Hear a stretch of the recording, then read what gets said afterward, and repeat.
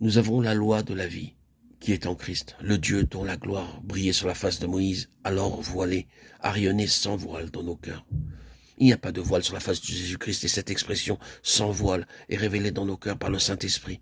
Dieu a brillé dans nos cœurs. Dieu a fait resplendir la lumière dans nos cœurs. Dans quel but?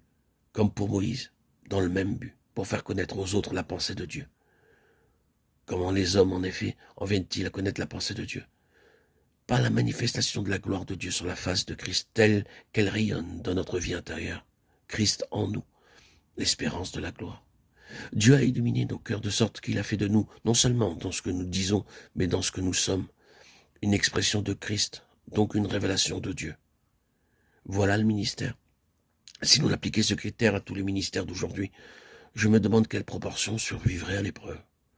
Dans combien de cas le ministère contemporain est-il vraiment le réellement et la manifestation de la gloire de Dieu révélée dans le cœur? C'est là ce qu'il nous faut, une histoire secrète avec Dieu. Si notre ministère était cela tout entier, quel fruit ne verrions-nous pas mûrir?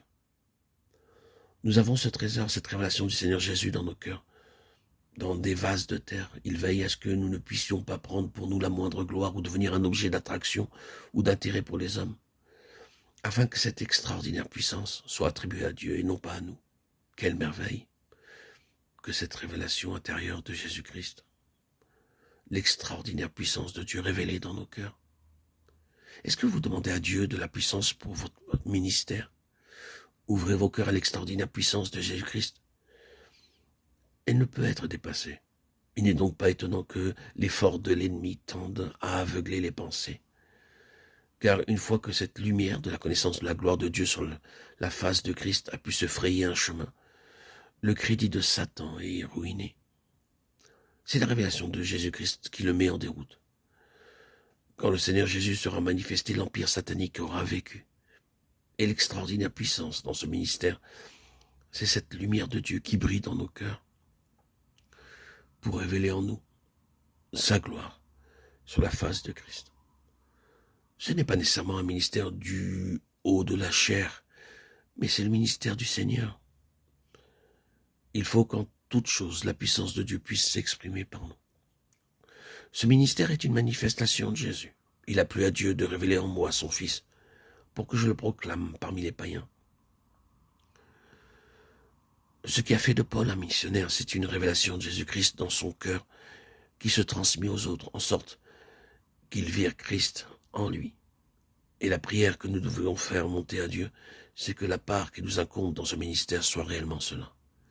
Christ révélé aux autres, à travers notre personnalité.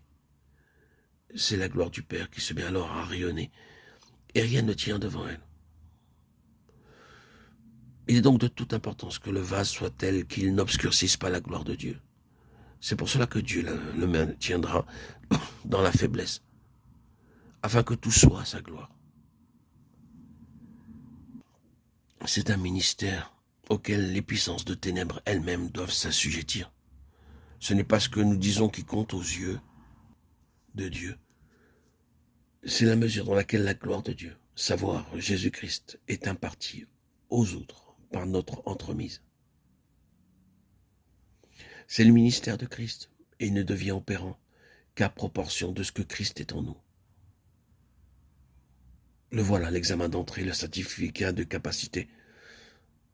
Paul le dit aux Corinthiens en tout autant de termes.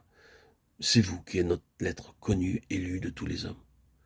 Vous êtes notre témoignage d'aptitude au ministère.